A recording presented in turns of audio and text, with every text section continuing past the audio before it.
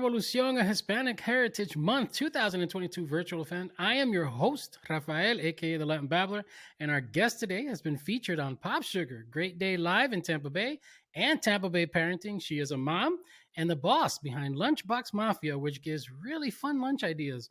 Welcome, Jenny, to Revolución. Hello, Rafael. Thank you so much for having me. So we're gonna have some fun because we get to talk about my favorite subject today, which is food. Comida. Yeah, right. So, and not just any food, like really fun food, really fun food. Yes. Um, so first, why don't we get to know about you? What was your growing up Latino experience like? I had the best childhood. My both of my parents are from Puerto Rico. My mom's from San Sebastian. My dad's from Isabela. They came to the States. I was born and raised in Brooklyn, New York. I have an older brother, younger sister, and like a billion cousins. We just, I mean, don't we all though? right? It was awesome. Like I just, grew up listening to salsa. My parents threw like the best house parties in their tiny apartment. All the family get-togethers were just incredible, and always up and down in the block on roller skates or my bike, listening to salsa, merengue, freestyle. It was just, I love sharing it. My husband, he's from Rhode Island, but we had a very similar upbringing, and I love it, and like we're all, my cousins are grown now, a lot of them moved to Florida, so we relive all those days with our kids, which is amazing. So it's a lot of fun. I had a great childhood. So where they go in Florida? They all migrated to Miami because that's where my family went. Nah, our first stop was Orlando, and then they just kind of like spread out. There's some people in Melbourne. I do have a cousin in Miami. I'm in Tampa Bay. There's a couple of us here.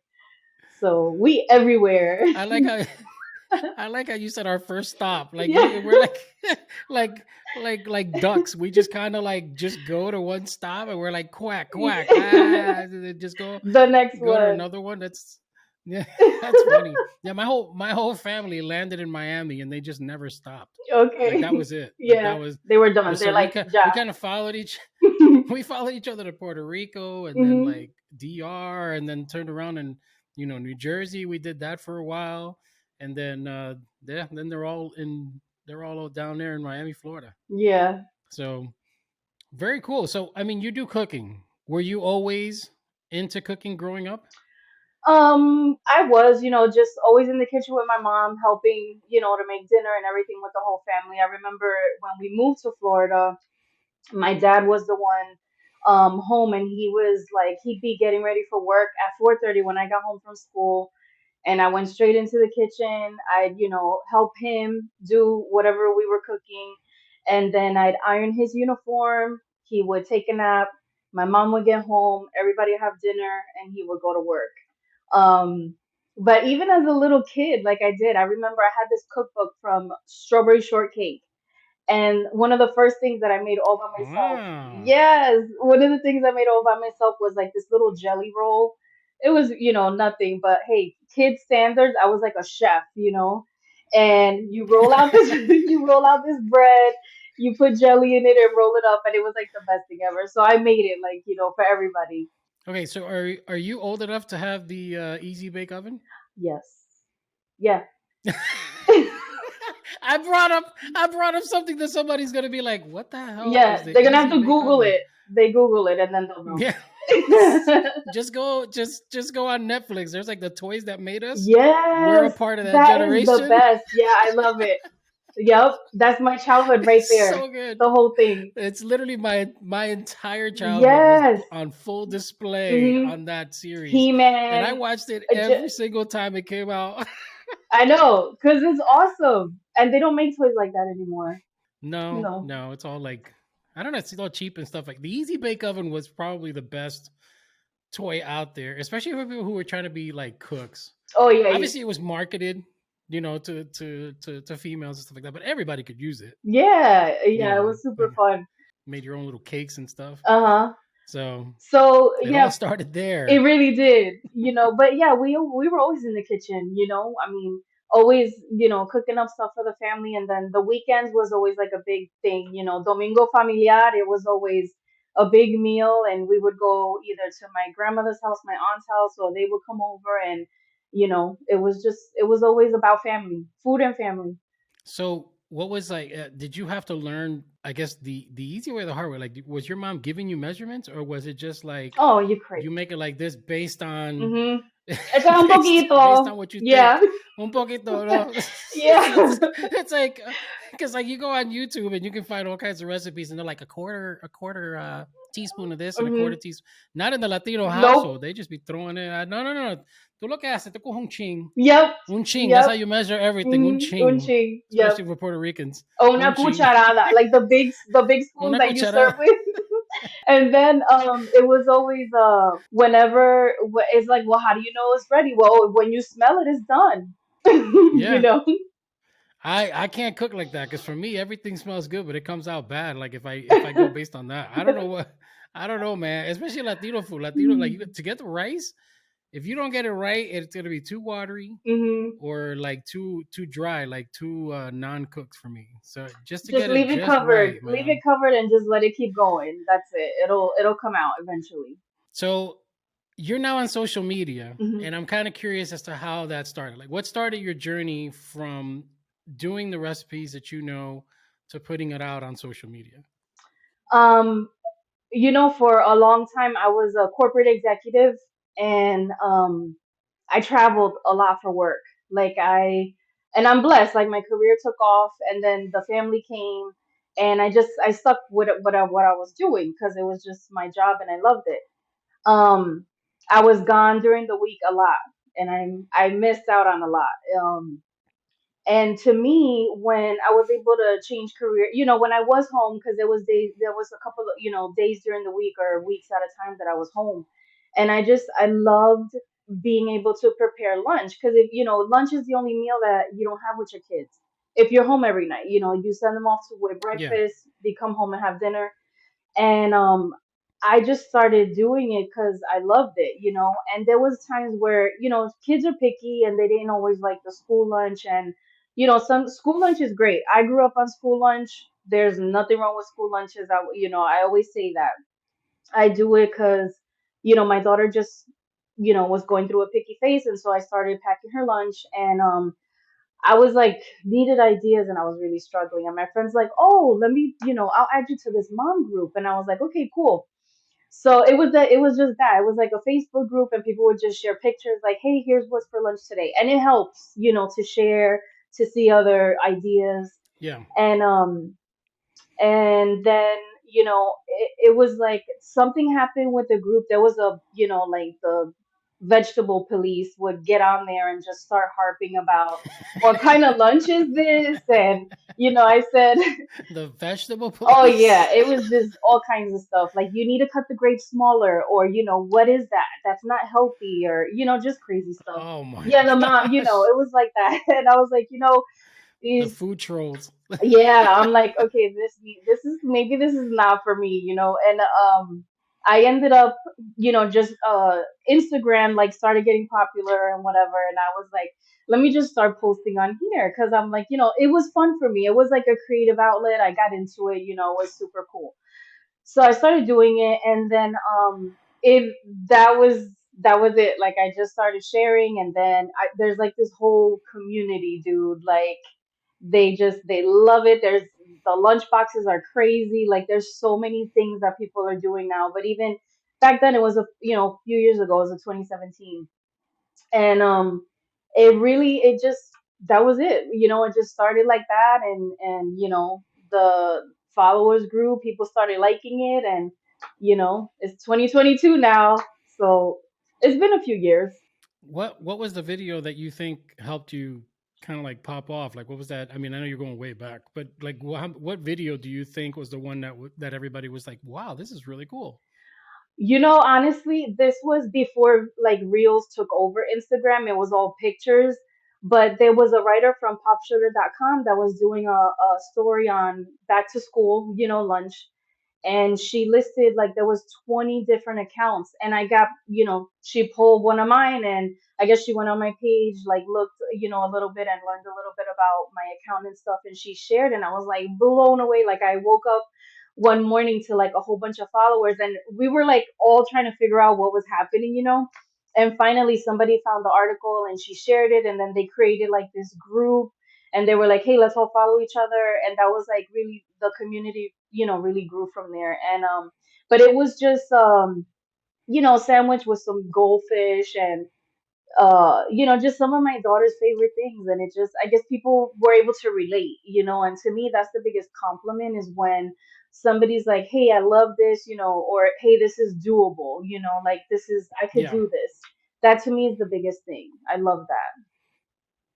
Yeah, because that was the other thing I was going to ask you. I know that we introduced you, your mom, yourself. So like your kids, they're on the receiving end of these lunches, right? Like as much as you can possibly do it. Because the biggest thing for single parents, I'm not just going to say moms. There are single dads out there. I was a single Hmm. dad. It was hard for me to turn around and be able to, do the deed where you wake up, breakfast, have lunch prepared. I did my best with it though, so I did make a lot of my kids' lunches when they were going to school. But a lot of moms, especially in this day and age, are having a lot of tough time because of the scheduling Hmm. to be able to manage what they're doing with their kids, and then at the same time be able to prepare all of these type of to lunches. But I think you said you make it easier, I think, because of the way that you prepare them. Do you for the first question, do your kids get these lunches like on an everyday basis that you're doing that? And what would you say to like moms who are trying to create that same type of routine? Like to me, I would say prep goes a long way. And here's the thing: when people think of food prep, they think like, oh, you know, like you're giving up an entire Sunday to chop everything and wash everything and do this and that. But I like, I don't do that. You know, one of the things too is like like my number one. You ask my daughter like hot lunch or cold lunch, she's gonna say hot lunch every time. So I send leftovers. You know, like that's one of the biggest things that I do, is like I'll send lunch leftovers. So kids that don't have access to microwaves, you know, they need a thermos. So you get a good thermos, and you can just reheat food, put it in the thermos in the morning, and then that's it, you know. But when I talk about prep, it's like, if you know, let's say your kid likes carrots, you know, just have a few ready, you know. Like when I do a lot of stuff either when I'm cooking, because you're cooking anyway, you're cutting vegetables and you're doing whatever anyway, I just put a little bit to the side. And then as far as like hot lunches and kind of separating, you know, this is what she's gonna have. Or she'll call dibs. Like if it's arroz con andula with pollo guisado, she's like, Mom, can I have that for tomorrow? And I'll separate it, you know, in the morning, and then I'll just, you know, reheat it. And the trick is, for the thermoses, you gotta, I always boil water and put the water in the thermos to let the thermos get hot. That way, when you put the food in, it stays hot, and it really does. Because my daughter will, I'll ask her all the time, you know, how was lunch? Was it still hot? You know, but it's doing what works for you. You know, I think you don't have to like get all caught up, like, oh, you know, if your kid likes PB&J, and you know, because I moms tell me all the time, oh, that's all she eats, then pack it. You know, if that's what makes them happy, if that's what they like, pack it. You know, do grapes on the side one day, do little cucumbers on the side one day, like whatever works. But you got to keep it simple. Like I'm getting ready for work and I'm out the door too, you know, so it's not, Yeah. you know, I know it's not easy. Keep it simple, you know. So I'm having a tough time picturing the thermos with the arroz con gandules and so like for instance, you're gonna have to like walk it through me like I'm 6 years old. If I'm if we just had arroz con gandule and pernil, let's say the night Hmm. before, all right, and yeah, I knew that I was gonna do that. This is the reason why I have these two flags are behind me. So arroz con gandules and pernil, Hmm. and you warm it up. What kind of thermos are we talking? Are we talking about just a regular like a coffee thermos, or like how would that work? So do like a food thermos. There's some that are wide, like have a wide mouth. You know, like there's some that are not like a, you know, not like this, but there's some that are wider, which are great for especially little kids, because you know they gotta be able to get, you know, to the food, because when, you know, you, Yeah. it's hard for them especially to scoop so, you know, down deep into something. But it, they do have different thermoses, and there's a particular lunchbox that I like to use that has a, like a thermos compartment, and you can take it out and use it like a regular lunchbox, or you know, you just, you use the thermos part. And that's most of the time that's how I send, you know, a lot of her food. But the what I would do is, like I said, heat it up, make sure the thermos is nice and hot. You know, as soon as your food comes either out of the microwave or out of the pan, dump out the water and then put your rice down there, put the pernil on top and it stays warm. Damn, I didn't know that. Yeah. I just thought that by the time they eat, it would just be cold. Like I had no idea that you could do it that way. That's kind of cool. Yeah, if you heat the thermos, that's a trick. That's a tip that I tell everybody. All right, so let's see. We're in Hmm. Hispanic Heritage Month. Hmm. I saw a lot of the cool recipes that you were doing online, Hmm. and folks, for those of you guys who haven't gone visit her account, it's Lunchbox Mafia. Why Lunchbox Mafia? What made you create that name? Well, Lunchbox Cartel was taken, and Lunchbox Gang was kind of weak. So, no, I'll be honest. She was like, she was trying to go hardcore with it. You know what I'm saying? So, it was a hashtag. Lunchbox Mafia started out as a hashtag. So that mom group that I was telling you about earlier, we would use because there was with those moms that would jump on there and be crazy about calling people out and just not being nice. Everybody would be like, oh, tell the boss, the admin from the page, so I just kind of Yeah, made a joke of it, of like being the Lunchbox Mafia. And it we started using the hashtag, especially like on Fridays when we were feeling good, or like if you have those nights where like your kids slept through the night, or like homework got done and they went to bed early and you had like the best night ever, when you were feeling kind of swaggy or like really good, they would use the hashtag Lunchbox Mafia. It just stuck. It was just one of those things, that stuck.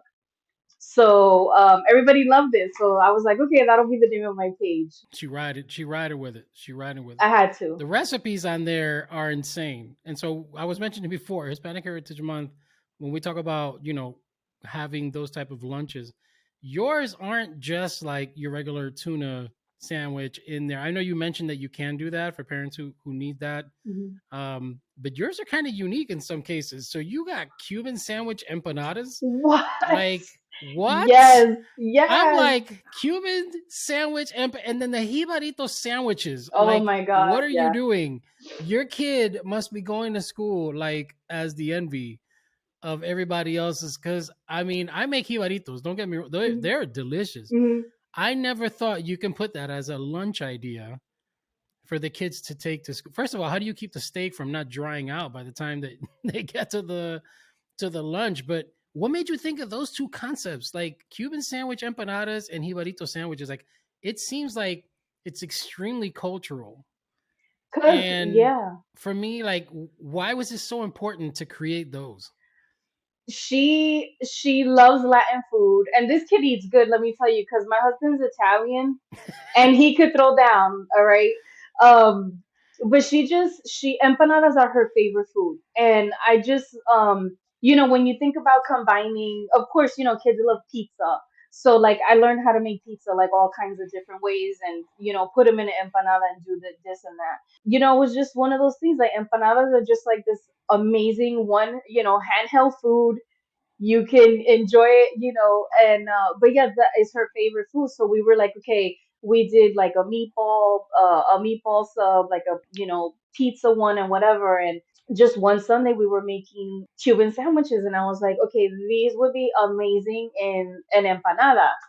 And And an empanada. yeah, and I made them but there was one Sunday, like we were having company and all our friends came over, and I made it for them. Yo, they went crazy. So I was like, okay, this is a good one. So it was because it was her favorite food though. And then the jibarito sandwich, she loves tostones, and I mean, we eat them all the time on the side. But and then I noticed her, like, she'd be scooping up little, bits of meat, or scooping up, whatever was on the plate. And I'm like, if you like your tostones like that, you would love a jibarito sandwich. So then there came the whole story.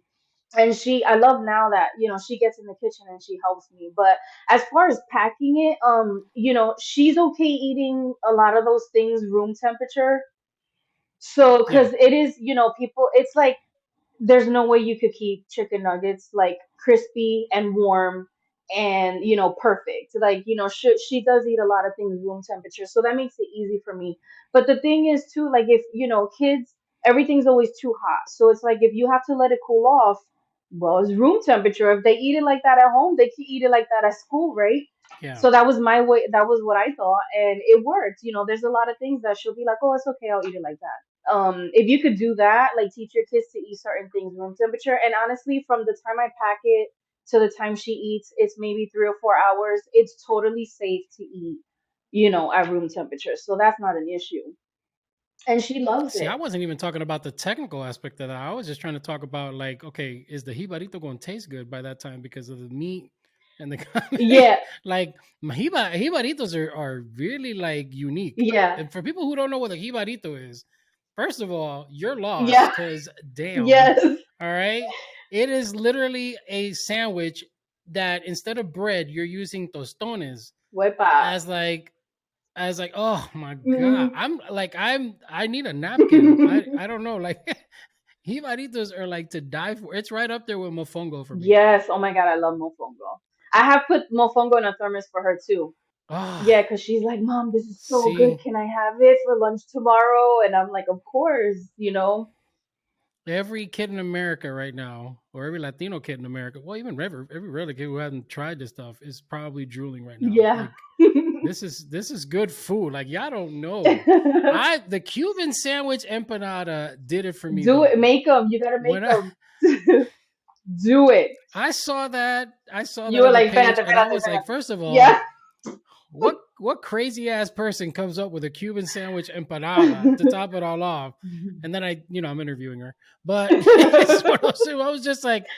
I was like, man, it was unique. It was because for people who don't know, empanada Cuban sandwich, that's like a mixture of like two to three cultures in like one. You Yeah. know what I'm saying? Like it's like we just combined all kinds of culinary arts into one package, and if you make it even for like a lunch, that is insane. I mean, that has got to be a burst of flavor right there. Make them. Crazy stuff. All right, so you started doing content creation. I know you and I, when we were speaking off air, we were talking about how you were following quite a few people that you finally got to meet Yeah. when you started doing content. What was one of those people that you were following that you finally got like face to face with? One of the first people that I met in person that I work with is her name's Kelly, and she has an account. It's totally, very kid focused. Eat the Rainbow Kids, and we were featured in that article together back in, like, I think it was 2018 or 2019. She had a different account at the time, but just always admired, just the lunches, and we'd engage back and forth once in a while. It was just like, our relationship grew. We started talking a lot more, and then here and there, and I started, creating content for her. And then some time had passed, and she decided she was going to have a retreat, for several girls on her team that could go. And this was in July that we went to Colorado, and it was like, it was so surreal. And I know you've experienced this too, because we had talked about it. But it was, Yeah. I was one of the maybe second to last people to get there. So she's like, we're gonna be, kind of, when you come out of the gate, we'll be kind of in the middle of the area. And they were, and I recognized every single one of them.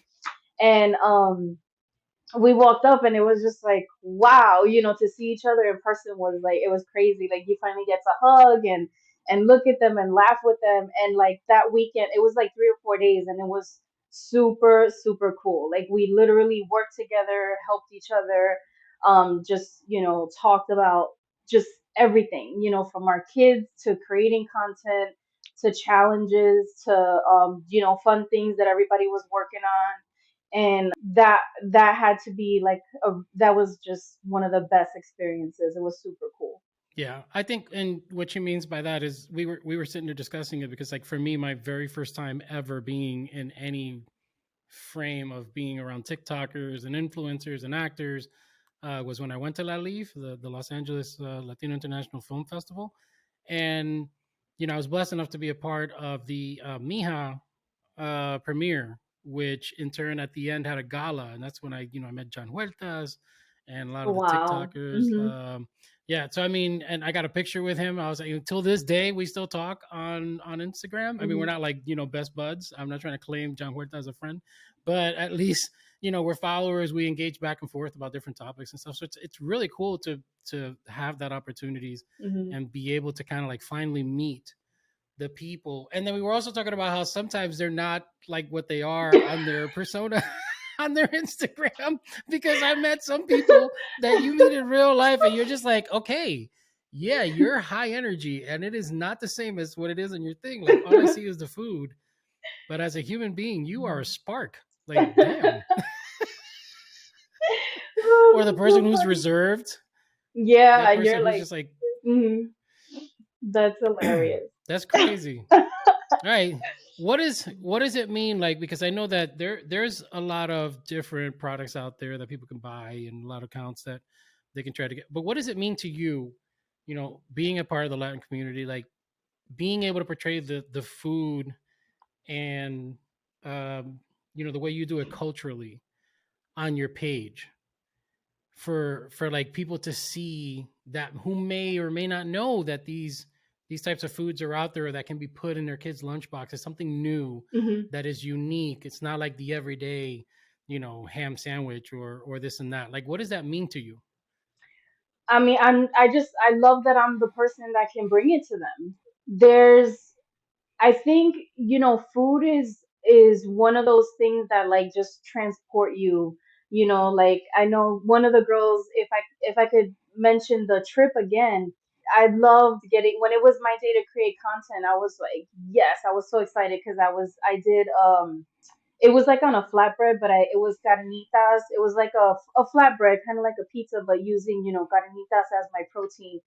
And it was just like, I mean, it turned out really, really good. And then we, just being able to share it, to me, it's like those flavors from home, those things that remind you of the people you love and all these great memories and all these great times. And you know I remember they had somebody said like, oh, I would love some rice and beans, and I was like, girl, what? I'm like, I got you. I was like, listen, we need to stop at the store. We need to stop at the store on our way back to the house because I need to get some rice and beans. So they were like, really? I was like, yes, and I did. I found some black beans, so I made white rice and frijoles negro, and and a lot of them were, a couple of the girls were vegetarian, and we had like, there was so much food at the house, like we didn't have to worry about meat. So anyway, they like absolutely loved it, and there were like all these stories, like, oh, I remember one time I was on this trip and I had this and it was like so good.